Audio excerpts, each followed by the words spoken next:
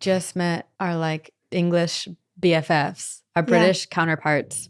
Suzie and Hannah from Ghost Huns. I love them. They're so fun. And they actually go on ghost hunts all the time. All the time. Which is so great. And it's so wild to me. You're about to hear a Haunted with Ghost Huns episode that Corinne and I did a couple months ago. And it's so wild to me because, as Corinne said, they go on so many investigations and little like ghost hunts, but seem to be the most skeptical. And then yet... And they read the scariest listener stories. And doesn't Susie live in a haunted house? Like, yes. I don't know. Hannah's on the Traders. Right. I think they're just cool people. They're just cool and they're hilarious. Mm-hmm. I found myself laughing so much with them. And also being like, when should we go to England? When should they come to Massachusetts? We're planning a trip. You know what we should do? I mean, I want to hang out with them. But we should do like a life swap real quick. Oh my God. It's like the holiday. The holiday. Let's do the holiday with them. Okay, we have a new pitch for that. We got to call them out. We got to call them. But we really, really loved this episode. We talked a lot about different types of paranormal experiences and stories. And go check them out after this too, because they're just, they're a good time. Mm-hmm. Okay. Enjoy. Toodles. Do you get EVPs in your actual podcast? Because we have so many listeners who will listen to our podcast and be like, oh my gosh, I hear a voice at XYZ time. And it's when Corinne and I are absolutely, completely alone when recording. So it's like, it's not us. Yeah, we have had that. That's really weird, isn't it? When people are like listening to it back and they're like, someone just walked behind you, someone just laughed, and then and like other people are like corroborating it, and you're like, what? Yeah. Right. And then you look it up because you're like, there's no way. There's got to be something else. Like they're mishearing it. And then you're like, what the fuck was that? Yeah. Weird, because I'm still like on the fence about, like my beliefs about it. Because I'm like, I really want all of this to just like confirm that all of it's real. Yeah. And yet all these things come in, all these bits of evidence, and I'm still like, oh, I don't know. But you can't explain it. Why are you, I don't know. Yeah, I'm shocked you're on the fence. I'm quite on the fence though as well. After all the stories you both have read? Yeah. I really want ghosts to be real, but then I fucking shit myself all the time. My parents live in a house that is actually fucking haunted, and they went away for like on holiday. That's what I was going to ask. Have you had experiences? And when I'm gigging up north, I'll go and stay with them. And then they were away, and the whole house was like, the house was silent. It's like an old Victorian, Edwardian house that Susie has witnessed weird shit happening in. And it's just, I'm so petrified. When they went, I had to get people to come and stay with me. I had to go and stay at friends' houses. If I was there on my own, I had to just lock myself in my bedroom and not leave. This isn't the house that you grew up in, though, is it? Yeah. Oh, it is? And that's where I had my ghost experience. So you've had ghost stories from the beginning. So what happened? Yeah. Well, this is the time when I think I started getting really interested in it, because I was in, Susie's so bored of hearing this fucking story. I was in my bedroom and I was basically looking in my mirror to like do my makeup to get ready and go get fingered in a field when I was like 15. And I saw someone walk past my door was open, so I could see the door in my mirror. And I saw my dad walk past and go into the bathroom because he's a builder, and every time he'd come in from work, he'd go straight into the bathroom to have a shower. So I saw him out the corner of my eye, walk past like his work trousers, go into the bathroom, turn the shower on, turn everything on. And I went in to try and find him so he could give me a lift to my mate's house. And nobody was in there. And my mum was like, no, he's just called from the van. He'll be late. And I was like, I've just seen him in the bathroom. She's like, he's not here. And it was just me and my mum in the house. It was it looked like him. Like it was just, yeah. You see it out the corner of your eye. And I heard him. I heard the water. I heard everything. It was like middle of the day. I wasn't even scared. Nothing spooky was happening. I was just getting ready. It makes me wonder if this is some sort of like residual haunting where it's a pattern repeated so frequently by your dad that it just was like this energy stain that kind of repeated itself. It could be. Yeah. Or you have a mimic in your house and that's really scary. Some sort of like doppelganger. Oh, that's even worse. You think that, Susie? Yeah, I just think mimics are just one of the creepiest. The idea of someone who's got your mum's voice being like, darling, and you'd be like, oh yeah, and then it's like your mum's not in the house and you're like, fuck. Right. Oh, yeah. Like, and it's so weird how for like a long period of time, it can accurately mimic either physically, audibly, whatever it is, that person. But then there's a shift where it starts to turn a bit more malicious, like the voice that you recognize starts to become like echoey and guttural. Like there's nothing I'm actually creepier. Chills hearing you say that. That makes me feel gross. Aren't you on your own in that house as well, Susie? Yeah, also, if you see anything fucking behind me, I'm going to lose my shit. We won't tell you. Is that house haunted? So I'm currently living in my parents' house that I grew up in. I don't think it's haunted, but I do hear very odd things at night. So like I'm staying up in the attic room. And so I have my own little like third floor. But then when I go to the loo in the night, I always hear something padding on the hallway downstairs. And I'm like, it must be a draft. Obviously, I've opened a door and it's made another door. And I'm like, that doesn't make any fucking sense. Right. And only at night? It's so funny how the both of you have said that you're very skeptical, that you want to believe. I understand like going through all of these rational, like, oh, it must be this. But I feel like you both fully believe. I think we just want it to be so real. Do you know what it is? I think it's like, it's a self-preservation thing. Like I get so scared and I love all of it. Like I do. And I feel like the minute I actually fall down the rabbit hole and I'm like, right, here we go. But like a level of cynicism sort of helps me keep a bit of distance from what could just drag me to hell. Whereas Corinne and I have the opposite, where we're like, we are fully taken by the paranormal obsession and dragged into the fully believe to the point where we probably believe too many things that we shouldn't. Our childhood houses were very haunted and it went far beyond just us experiencing things ourselves. Yeah. It was like our whole family, people who would come into our homes would experience things for the first time. Sabrina's dad was like maybe possessed, speaking another language. That possibly possessed. Yeah, still haven't figured out. Can you tell us more about that? You know, I wish I knew more, but basically my dad has been married now 3 times. And every single one of his wives has said the same thing, that in his sleep, he speaks a language that is not any language they understand. And he's been married to, my mom is from the States, but he's married a Russian woman, a Lithuanian woman, like people who speak and are, you know, well-versed in other languages do not recognize what he speaks.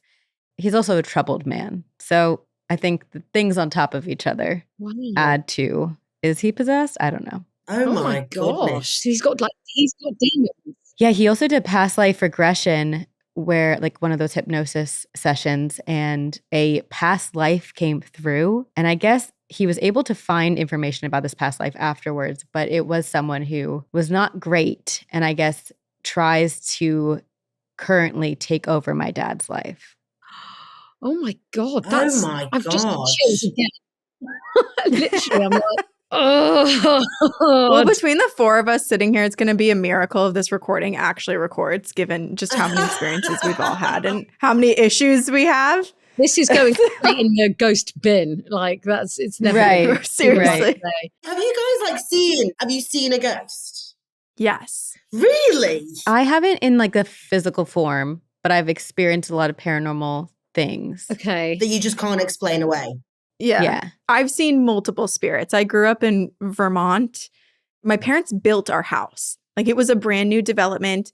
We know the people. Vermont is somewhere that I'm so obsessed with going. You should. Oh, to Vermont? Absolutely. You should. I'm obsessed. I will with make it. you itineraries. It is so beautiful. It is very spooky too. Oh but it's also just one of the most welcoming places ever. Like it's like a Hallmark movie that is real. Yes. It's a beautiful, beautiful place. Here's the plan. You two both come to Vermont. We'll both meet you there, and we find a haunted place to do a Ouija board. Maybe we go to Corinne's childhood home where she has seen actual ghosts, and we give you the evidence. Oh my God. I love that. We're going to book flights today. Please. It's a business trip. I'm Google mapping Vermont right now. Yeah. I think that you two might be what me and Susie desperately want to be. I think you two are incredibly supernatural, and me and Susie are trying desperately, but they're like, we're not hanging around with those basic bitches. I think that's what's happening. That's how I feel about aliens. I want an alien encounter. I want to be abducted by aliens so bad that I think aliens are like, you're too thirsty. It's never going to happen. Yeah. So I understand your pain. Maybe we're just too needy. They're definitely going to be male ghosts, aren't they? Do you know what I just discovered? I was trying to get True Detective to work on my TV because I've got this like illegal Fire Stick. The VPN. And yeah, the VPN. Woo!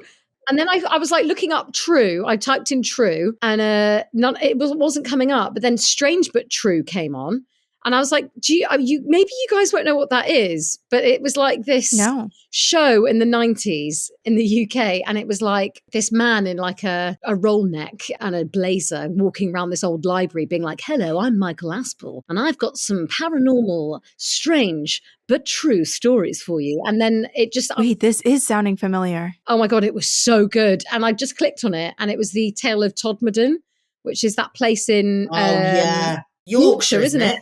Yeah. And this famous alien case where they found this guy like on top of this coal stack, just at odd angles, and his face was like frozen in terror.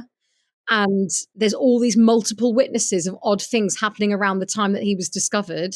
And he had this weird substance at the back of his ear. I'm writing this down. I know Sabrina's about to research this for an episode. I can see it in her face. And I don't think they knew how he died, did they? No, well... There's theories that he was placed onto the stack of coal, but there was no footprints leading up to this stack of coal.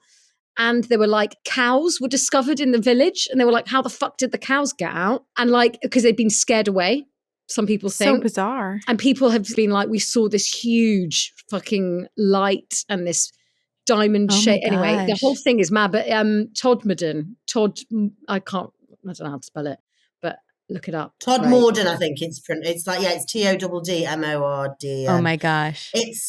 There's so much about it. York and Yorkshire are both very haunted places, though, aren't they? Yeah. Yes. Sabrina, maybe that's where you should go this summer. Oh, you should go to York. It's amazing. Oh my God, hilarious. So if we come to Vermont, then you've got to come over to Todmorden. Of course. Yeah. It's only fair that we do both. It has to be like a double whammy experience for both of us. Yeah. Yeah, we want to join you on one of your ghost hunts because not to toot our own horns, but we've done 2 overnight ghost investigations so far, and both times there has been so much activity that the other people that are with us are like, wow, this is a lot more than you typically get. So I don't know if we just come in with a certain energy that makes the spirits go crazy. I think you've got the X factor that we want. Bring us along. We don't have to do anything, but we'll just trigger the paranormal activity, I guess. We need to do that. What happened in your childhood home in Vermont then? Oh my gosh, so many things. My parents built the house. It was on this farmland. We knew the family who owned the farm. It had gone back generations. And actually only in this past year did I get the opportunity to ask one of the people from that family if they had ever experienced anything weird on the land. Because I was like, there are a lot of houses in this brand new development built in the 90s and early 2000s that is having a lot of activity. Like we had a neighbor who had to have their house exorcised, like a lot of stuff. And they did say that they felt some demonic presences in their farmhouse. So the whole land, we have no idea why it's haunted, but it appears to have a lot of activity. And my childhood home, there are just so many stories. So many people had their very first experiences there. I saw things constantly. My favorite, Corinne recently shared, there was a newspaper article written by a friend of Corinne's who spent the night at her house, at her childhood home, and literally wrote an article about the ghostly encounter she had at her friend Corinne's house. Yeah. It affected her so much that like 7 years later, she wrote an article in the newspaper about when she experienced a ghost in my house. Is it built on some sort of, I don't know, like ley lines or... Yeah, that's a good question. I don't know. I think it's Corinne and her family, to be honest. Well, to be fair, every house my parents have ever lived in has also been haunted, regardless of if they built it or not. So there's definitely something there. Maybe but you guys are just haunted.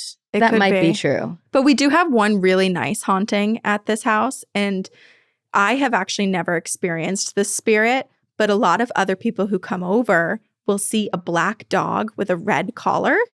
Aww. And they say it looks like a little lab. He or she will just be like curled up and sleeping somewhere or sometimes walking around. And one person was sitting at our kitchen table and literally watched the ghost dog walk up to them, walk under the table, kiss, like give them a little like lick on their leg and keep going, like a little drive-by kiss. That's so and cute. Then she was looking down at the table and then basically watched the ghost dog just disappear. And then she went up to my mom and she was like, I really don't know how to say this. I don't know how to, like, how open you are to the idea of the paranormal, but you have a ghost dog here. And my mom was like, oh, we have way more than a ghost dog here. But, Add it to the list. That is petrifying. So which one have you seen, Corinne? I've seen a lot. I think the scariest experience I ever had in the house was I was in my childhood bedroom and I had my bed against the wall because I was too scared to have the bed exposed on both sides. Yeah. Like I didn't want something coming up on either side of my bed. So it was pushed against the wall so I could at least feel protected in that way. And I woke up in the middle of the night because I kind of felt like a presence. And my bedroom door, I always kept it open because I wanted to like basically see my parents' bedroom door because I was always scared of being in my haunted house. And through my sightline, I could basically see my parents' bedroom door, but I could also see the top of our stairwell, which was kind of like an L shape. And then it went around. So I could see like the majority of the top of the stairs and the banister. And I saw this man and he had like really, it was almost like white military cut, like buzz cut hair and kind of like what you would view as like a casual army outfit. Like he had a t-shirt and the cargo pants and the belt. And he was slowly walking up the stairs. And his hand, you could literally hear it on the banister. You could hear it like the shh of someone dragging their hand across it. It was so slow. It like, honestly, I think the whole encounter took like 30 minutes for him to make it to the top of the stairs, turn around and finally get to my bedroom door. And he just stands there and he's staring at me and his skin is like pockmarked with all of these acne scars and he's a lot older. He's got a lot of wrinkles. Like so much detail that you can see. It was the scariest fucking experience I've ever had. And he's staring at me so intensely on like, he looks like he wants to kill me. And I'm now sitting up in my bed. So I'm like on the edge of my bed, fully up, just staring back at him. And it took him, 30 minutes to get from the top of the stairs to my bedroom door, which was like 7 feet away. He went from moving that slowly to all of a sudden sprinting at me. And he comes and I literally get knocked over with like a wind and I'm like blown back on my bed. And then he's not there anymore. Oh my God. I somehow like Scooby-Doo run to my parents' room. My mom comes and she sleeps with me that night. She agrees that she'll sleep in my bed. So I put her closest to the door and so that I'm safe on my bed next to the wall. Yeah. And I wake up a few hours later because I sense a presence and I look over and he's again standing in the doorway. And he just stares at me. I probably stared at him again for like 15 minutes until I just like turned back around and hid underneath my mom. And I never saw him again. Oh, I've got full goosebumps. That is vile. Oh my God. Disgusting. Yeah. Corinne is also the type of person who I've known her now for like 12 years. And this story, the first time I ever heard it was like a year ago. Like, so she will continue to reveal ghost stories. And I'm like, oh, where has this been? And also, like, has anyone else seen him? His description, like, who is he? I have no idea. Because the only thing that would make sense for the land and the area, too, is that there's a Native American burial ground like a quarter mile away. But none of the spirits that we've ever seen in my house appear to be Native American. Right, right. So that doesn't make any sense. So we have no clue who this guy is. That's so mad. Half an hour. So you guys could come sleep over. We'll have a haunted sleepover together. I would 100%. I've never been to that house, so I really would love to make this happen. We should do it. Oh, We should we need to go for like a month in America to go do all these things. 2025, we want to come to America. Please. Right. You guys think that is wild, but to me and Sabrina, I think the fact that you guys go and do paranormal investigations every month and use the Ouija board as regularly as you do, like that to us is like, that's scary. You're brave. It's because they won't hang out with us. We're not cool enough. They're not interested. They're like, oh, it's these fucking thirsty bitches again. Go away. Yeah. Oh my God. I think like a few things, what I thought was real. I mean, and Susie again thinks that this is less weird, but we went to this, it's supposed to be like the most haunted house in Europe. And to be honest, nothing happened. It was a bit shit. Where was it? It's called 30 East Drive. Have a look at it. It's supposed to be like the most haunted place ever, but it wasn't. It was a bit naff. But somebody that I knew was there, and her daughter she was like 18. But she was like, I can feel something on my back. And we'd had a look on her back and there was nothing there. She was like, it feels like something's really burning. And we had another look and there was still nothing there. And then like a few minutes later, she was like, no, it was really hurting. We lifted her top up. There was a tiny almost like baby handprints, but with scratches. It looked like scratches down and then a little handprints. Ew. But I was like, for there to be nothing there. Yeah. Those types of experiences are so scary. Like when they actually can physically leave something on you and hurt you. Yeah. Also, can I point out, Hannah, that you were like, oh, nothing happened there. And then you tell this. Yeah. Well, to be honest, like, it really was something. a bit shit, wasn't it, at first? It was because the guy who was showing us around seemed so depressed and he kept talking about his ex-wife and we were like, Jesus, here we go. That's so sad. All these psychics we keep meeting and mediums are called like Dave and Steve and they drive vans and it's all a bit like... Yeah. I'm so curious, and because Corinne and I were talking about this and we spend a lot of time on our podcast just reminiscing on our childhood and, you know, we both grew up in the States. Did you both grow up in England? Yeah. Are there like, aside from Ouija board, when you were growing up, what were like the paranormal games you played at sleepovers? Did you do Bloody Mary? I'm curious, like culturally, what was different? Well, weirdly, at the end of every episode on our podcast, we do a game. So we've probably done them all.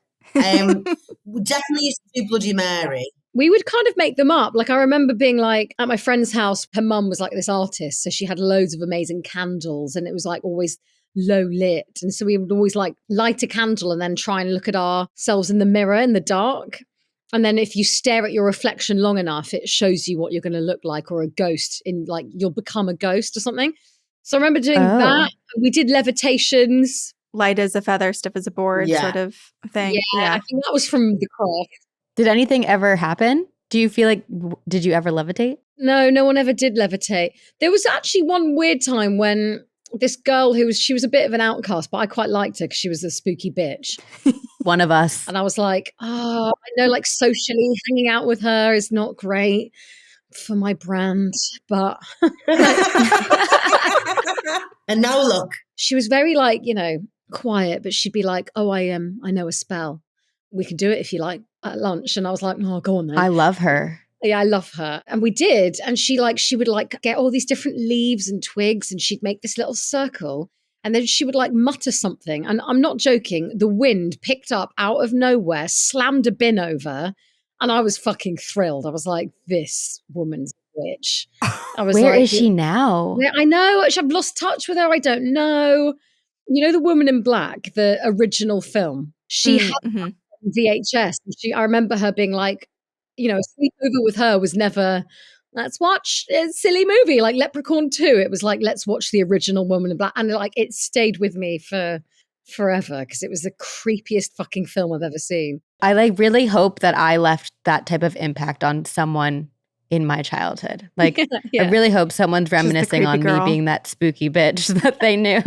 Oh my God. Oh, yeah. I mean, it sounds like this woman had some real power too. Like you met a true intuitive practicing witch. I think so. I know. Fanula. Where's Fanula? I'd love to be a witch. I want to go to witch school. Us too. Okay, so sign us up. We recently decided, we had a conversation with Fio de Parma, if you know who they are, but they're a practicing witch and have written a bunch of books. And a lot of listeners of ours are practicing witches. And I feel like Corinne and I have had a lot of experiences where we're like, do we have capabilities? What's going on? But we feel like frauds, so we don't actively say we're witches. But I so badly want to be. Right, to have that control and be able to like actually act on it when you want to. That is powerful. I want to do a spell. If I get like bored when I was younger, I'd sit there and try and do the Matilda and try and like knock something over. I still do that. I do it all the time. Because I was like, surely I can do it. But there's a couple of witch schools here, isn't there? Like down in Cornwall and by the ocean and stuff like that. So I think we need to go. It actually caused me physical pain that an owl never gave me my letter to Hogwarts. Like me too. I'm not over it. Like that is actually a trauma in my life that a therapist one day is going to have to be like, you're just a fucking muggle and it's a book. Yeah. And I'm like, I can't get over how much it wasn't my fate. And it's so sad. It does feel worse for you guys because your proximity and where you're located, like, why weren't you invited? You're right there. It's so easy. Can I argue it's worse for me because I'm nowhere near the magic of London that exists in the movie and the books and stuff. So like you at least have that. Yeah, it's true. It's I true. think we see the magic of London in two different ways, Sabrina. We do not experience the magic of London anymore. I'm going to come hang out with you both this summer. Hey, Hannah, can I come visit your childhood haunted home when I'm there this summer? Oh my God, absolutely. We've got like the last time I was there, me and my brother stayed. My parents were away again. God, they're always fucking away, bitches, never doing anywhere. Me and my brother stayed there and we came downstairs one morning and we've got like a cellar basement, probably like the same size as the hallway and living room. So it's quite a big cellar and the door is never opened.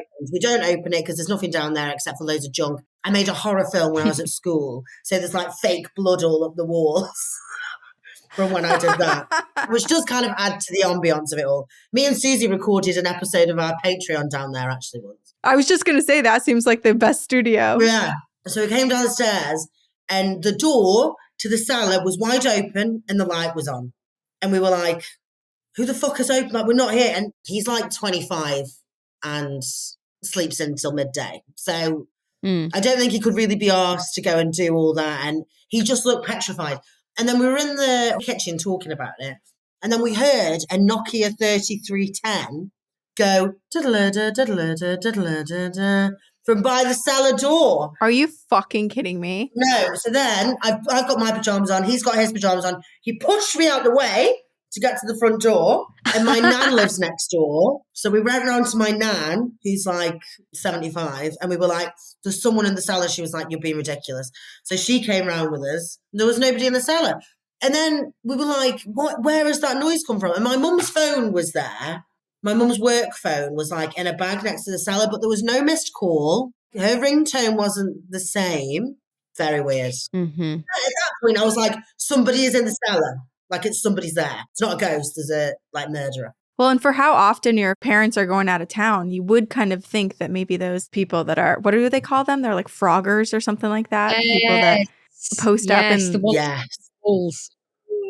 Yeah, there could have been someone living Oh, in I hate that so much. Terrifying. I'm going to have to go and check all the walls now. See, that's the thing, though, is like real humans sometimes are way scarier than anything paranormal. Yeah, like the I idea of completely a agree. human being there is worse than a ghost. 100%. My mum also said that when we were younger, my brother was like a baby.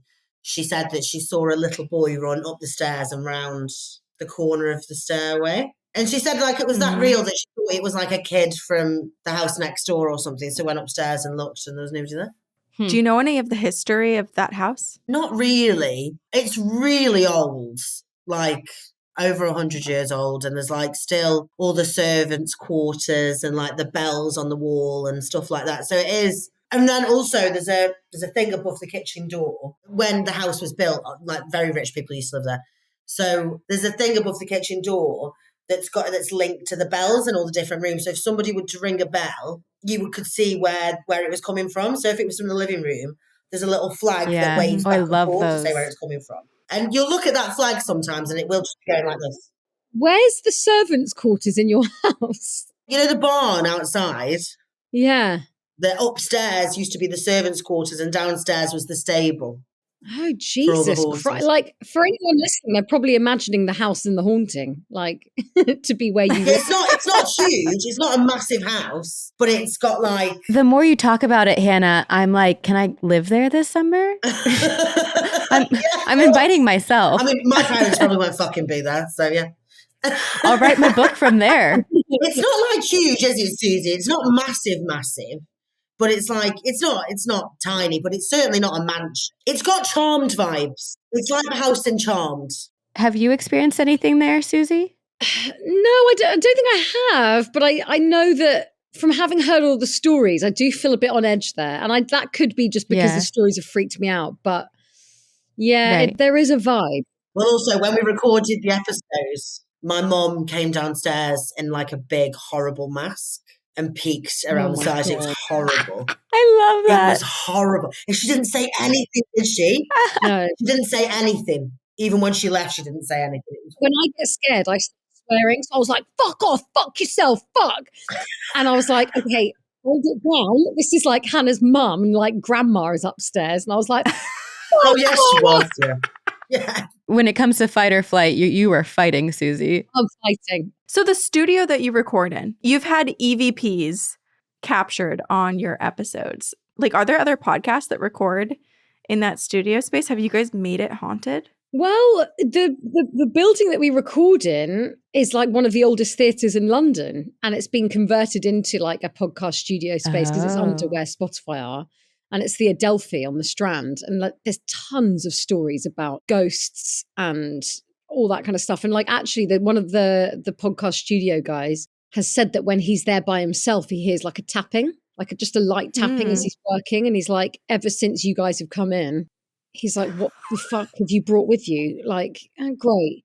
And I think that's I don't so know cool. about other podcasts and what they've experienced, but like, I think there's something there, right? Because like we found out this story about this, we called her Poor Jenny because she was this prostitute in London and she used to like take her clients under this like bypass, which is like this one-way road that no one goes down anymore, but you can walk down it. Again, if you're in London, you're going to have to check it out. It's really, really creepy. Yeah, it is. And we tried to get in touch with her on the Ouija board to be like, is Jenny here? And it feels like there is something residual from that story there because, yeah, but I don't know. It's a really weird place, isn't it? Yeah, it is quite spooky. I love that you've haunted your recording studio, like that you've made it more active. That like footballers go and use to do their podcast and politics. Yeah. The power of being like, you're welcome. Here's poor Jenny for you. Bye. Everywhere we go, I think ghosts are following us, but they just don't really want to communicate with us. Yeah. Which is so annoying.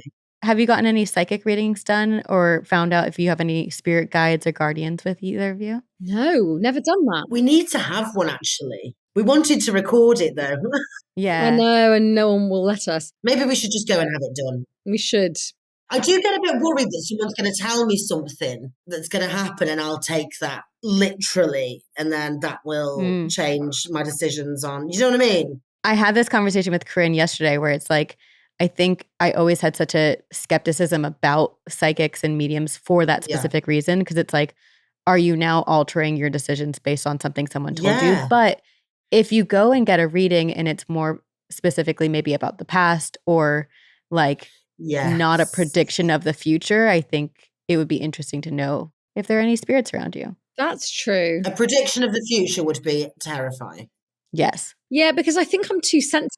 I think that if someone was like, oh, you are going to die in a week. Yeah. What a horrible week I'm going to have. Like that will stay with me. And I know they shouldn't tell you stuff like that because you like a really shit psychic who's just like going to portend your doom. But yeah, I'm always wary of going to the wrong person and they're just going to play in my mind rent free for the rest of my life. Because actually my mum did that. She wanted to go. Her friend dragged her along to this like palm reading when she was in her 20s. And this woman was like, oh, you've got a really short lifeline. Oh God, you're going to, and you know, like was awful and was like, said she was going to die. So and it awful. Was hurt, and it was like, my God. You know, and she basically like, I'm going to die young and it's going to, and you know, it's her birthday today and she's 77. So I'm like, you know, I'm just like, you've got to be so careful. Because that can stay in your head and make you go fucking nuts. Yeah. But that makes me mad at that woman then because it's like that is just, I think, an abuse of your power. Completely. If her power is even fucking real, you know? Yeah. But I also think, though, that some people are just mentally ill and think that they can see that. True, yes. And I think that's hard to sometimes differentiate. Because I went to a spiritualist church once when I was younger for a bit of a laugh at like these ridiculous people that pretend like they can speak to people. But it was so sad because there were so many grieving people there. And it was like, oh, this is actually awful because they're just using this like power.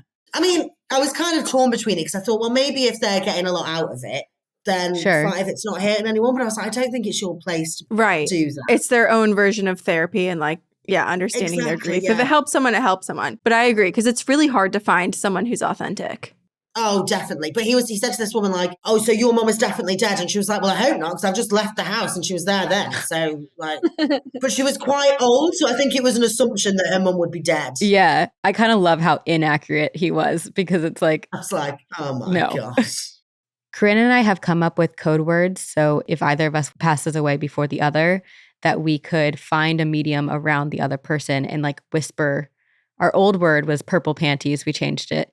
But whisper it over and over to the person so they have to deliver the message to Corinne or vice versa. That's a good idea. And no, it's me. We should definitely do that. Shit, I'm now thinking about what it should be.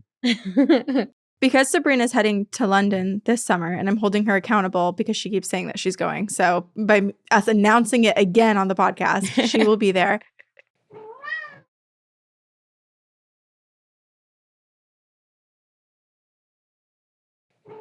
You guys are the locals to the area. So what are some of, if you could pick like 3 spots that people who wanted to experience the paranormal or have a chance to potentially experience the paranormal, what are the recommendations? Can I add some subcategories to this? Like, what is your number one most like scary haunted? Then like the other ones can be more like you can experience things. Like, is there one that you wouldn't want to go to because it's said to be so scary? I think the one that we did that was the best, was the spookiest, was Chillingham Castle. Yeah, I would say that like something will happen. It's really, really weird there. And it's a castle. I mean, it's not London. It's like on the border of Scotland, but it's not that far away. Chillingham? It's about a 4-hour drive. Well, no, about a 7-hour drive, from the bottom to the top. So it's not too bad, but it is amazing.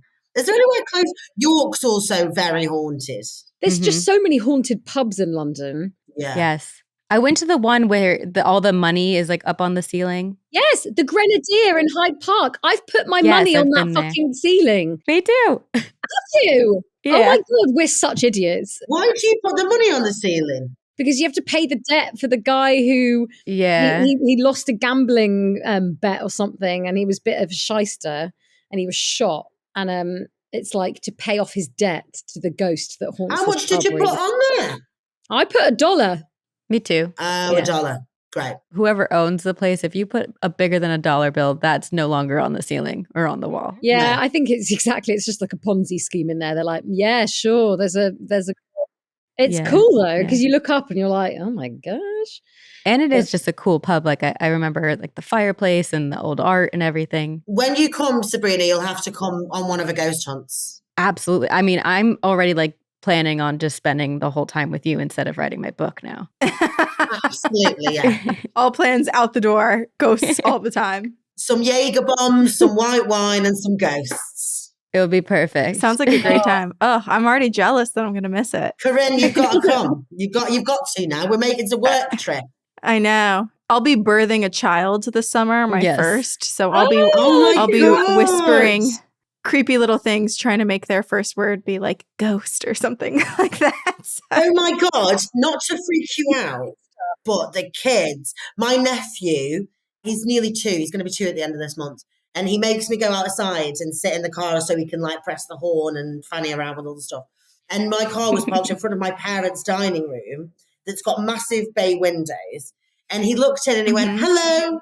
And I was like, no one's there. And then I saw the door open a little bit. So I thought my sister, his mom, had come in from the kitchen and was going to wave at him. Yeah. And then he went, hello, mummy. And I thought, oh yeah, she's done that.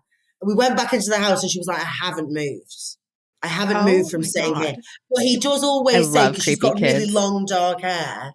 And he always says, if he sees anyone with long dark hair, he just goes, mummy, hello, mummy. Okay. That is freaking creepy. Kids can be really creepy because they see it, don't they? They do. Yeah. Well, and it's worse because it's like when you have a pet or something and your like dog or your cat is staring up in the corner, you can just be like, maybe they see something or maybe they're just being quirky. But when a child is like, hi, and you're like, I'm in the middle of the cemetery right now. Like there's no one else around.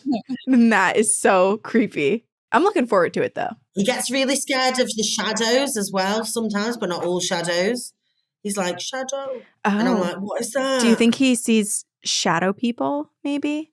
Yeah, because like some shadows, like the shadow of a lamp or something, he's like, he doesn't care about. But then sometimes he goes, shadow.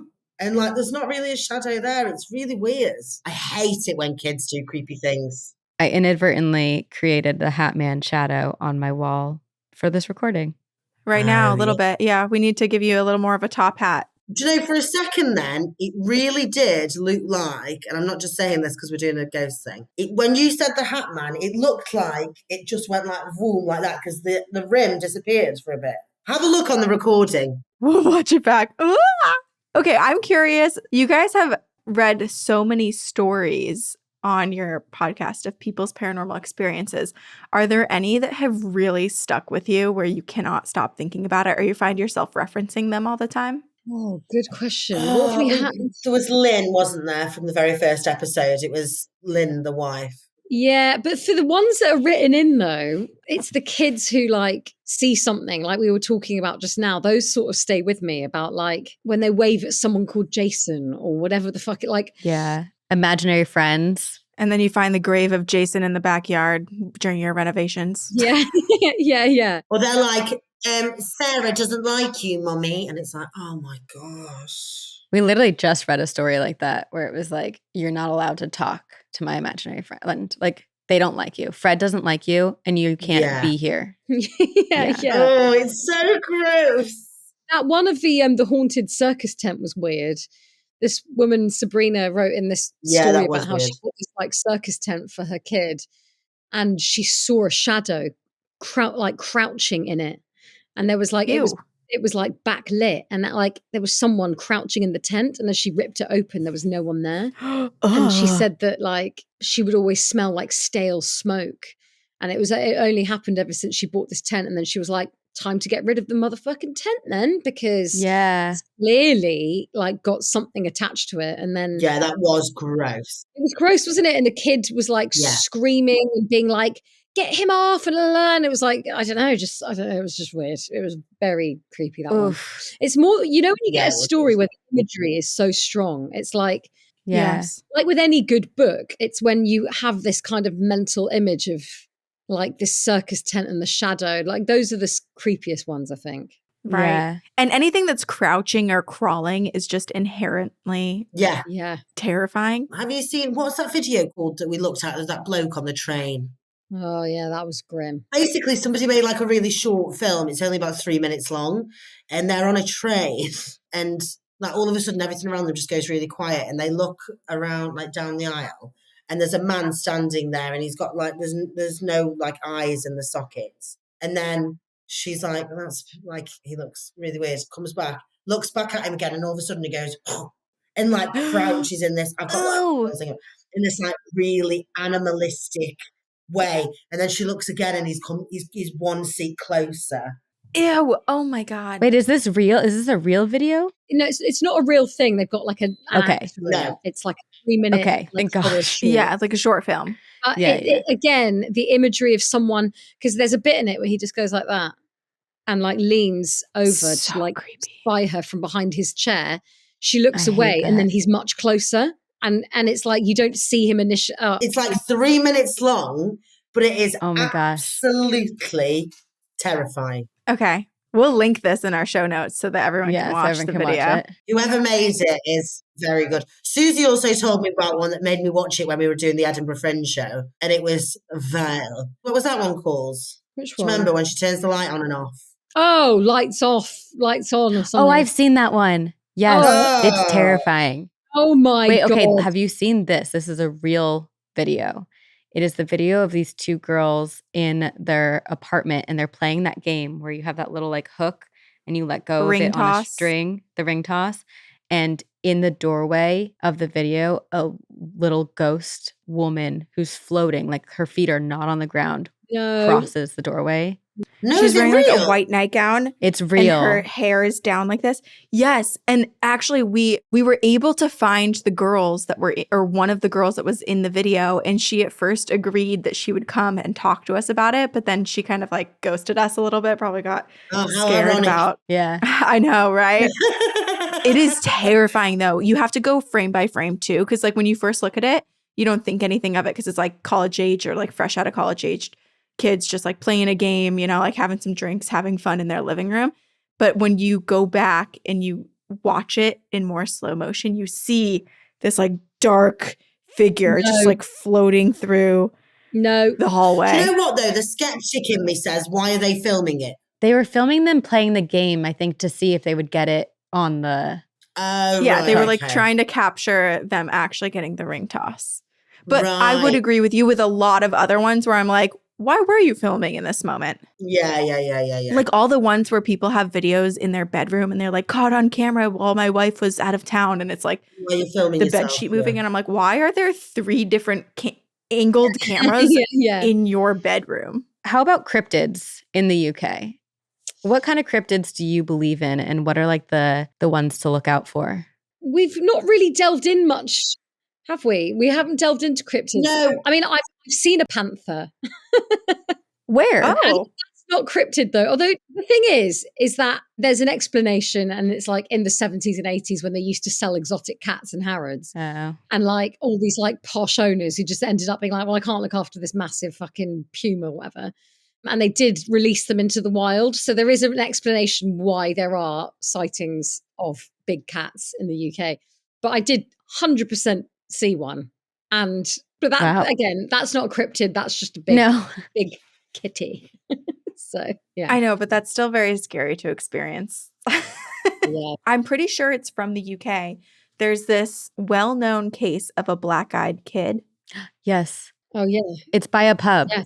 My children of Cannock Chase, we fucking went Yes. after them. We went to Cannock Chase. You did? Yeah, we went You looking for did. them.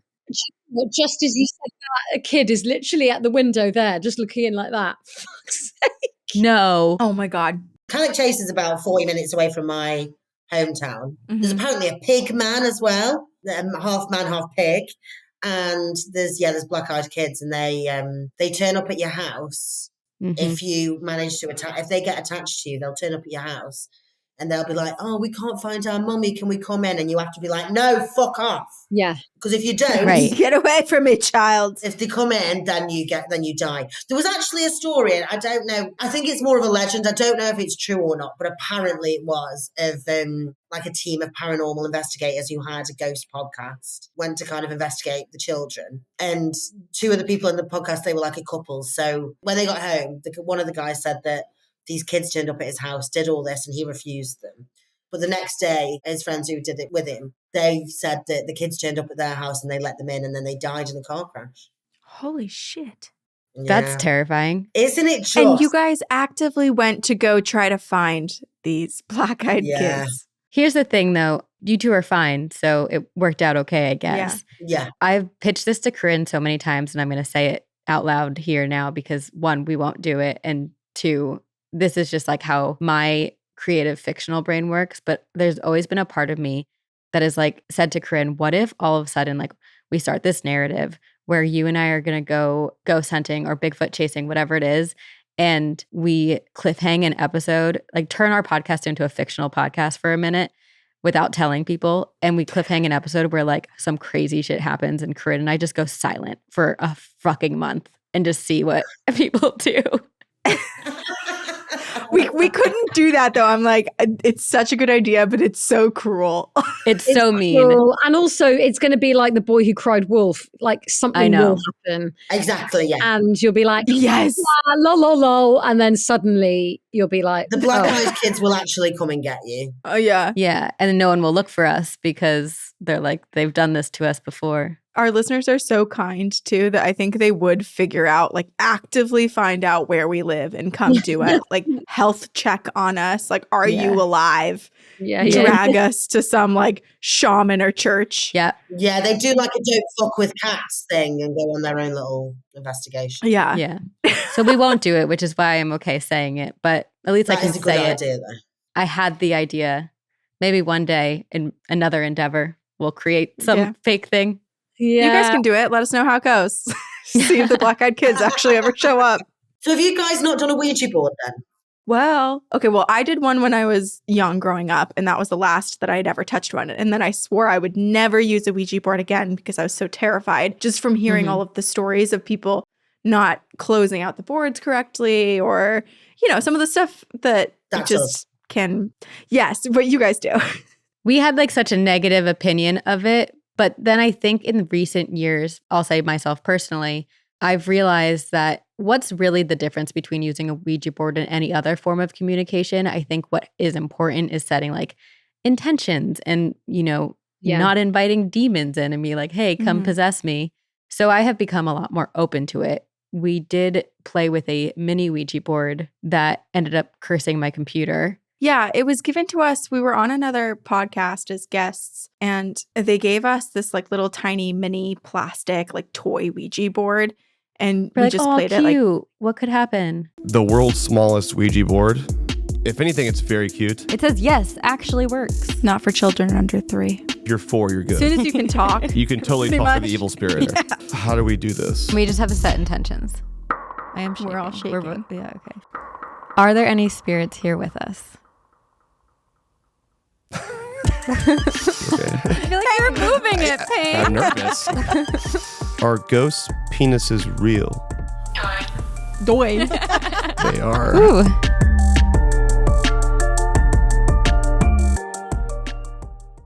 Yeah, it looks like a toy, and we're like, this is. I mean, not that other Ouija boards. Some of them do all look like toys. They're sold as toys. But yeah, this one, like, it was basically the size of like a Christmas ornament. And we're like, oh, what harm can it do? Like, there's nothing real. Like, you couldn't get the planchette to even move because the weight of your finger on this little tiny planchette, like, it just wouldn't work. So we're like, this is nothing. And we were on tour at the time. And so for our next show, which was Literally that evening, Sabrina put the little plastic Ouija board in the same compartment in her backpack as the computer. And the computer just wouldn't turn on anymore. Just absolutely nothing. Like even Apple still can't figure out what's wrong with it. Yes, Whoa. Apple says nothing's wrong with it, but it is broken, but they cannot figure it out. They were like, we've never seen anything like this before. And then some other, like you've taken it to Apple so many times.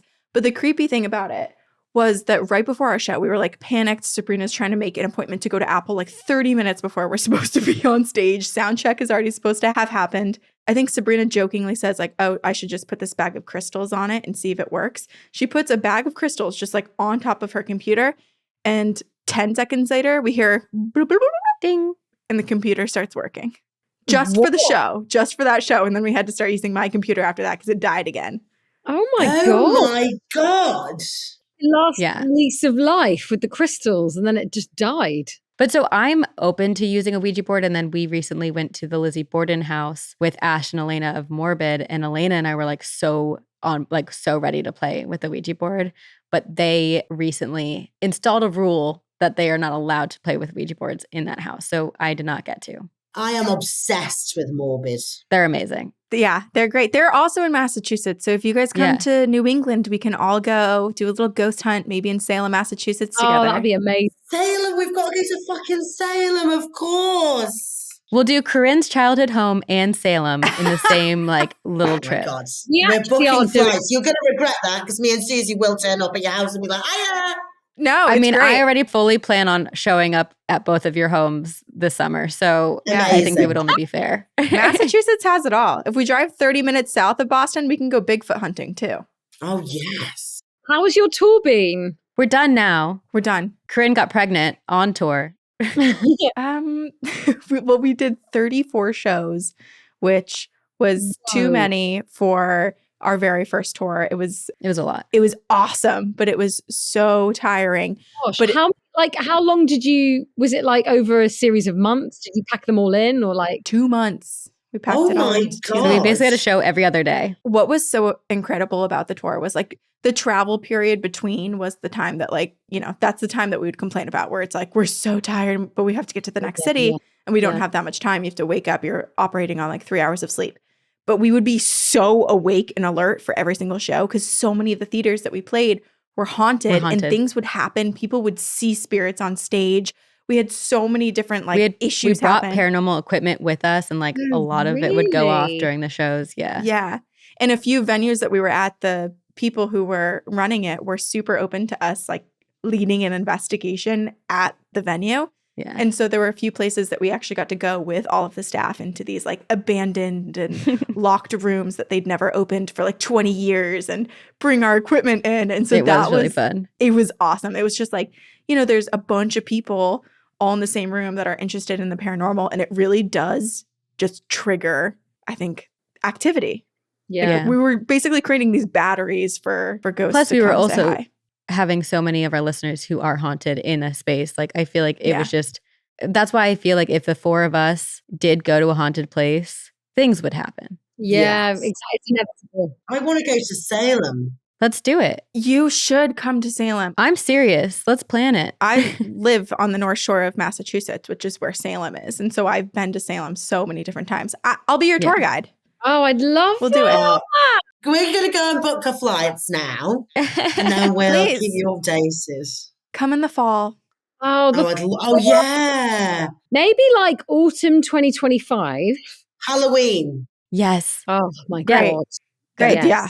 We've done a few Halloweens there. It can get pretty wild. When we do go, we have to sync it up with when the night fair happens, which I've actually never been to. They started it just a couple years ago.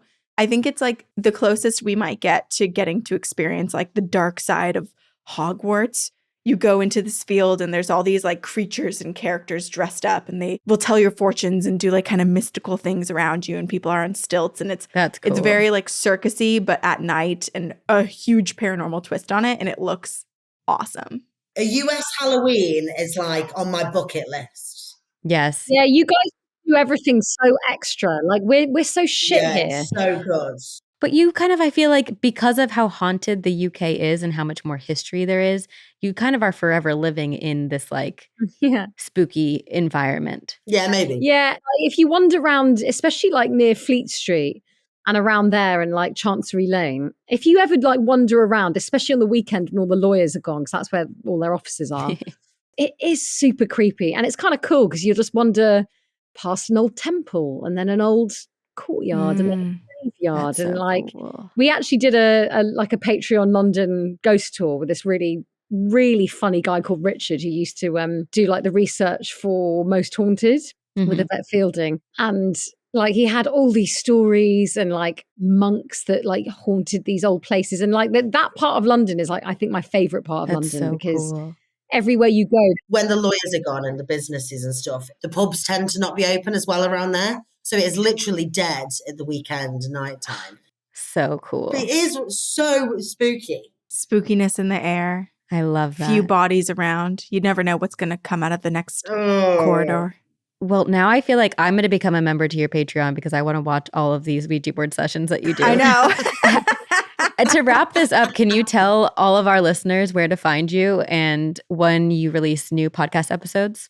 Yes. So we, every Tuesday morning, UK time, so very early Tuesday morning for you. Yeah. We do a weekly episode and on patreon.com/ghost huns if you're interested in the ghost hunts. Just type in Ghost Huns to wherever you get your podcasts. Amazing. Perfect. Thank you both for joining us. This was so fun. Oh, thank you. This has been so fun. I feel like this was just the beginning of a beautiful, very spooky friendship. Oh, 100%. Agreed. I love it. I love it. Do you guys want to do our sign off with us? Yes. Yes. Okay. We will see you on the other side. Very spooky.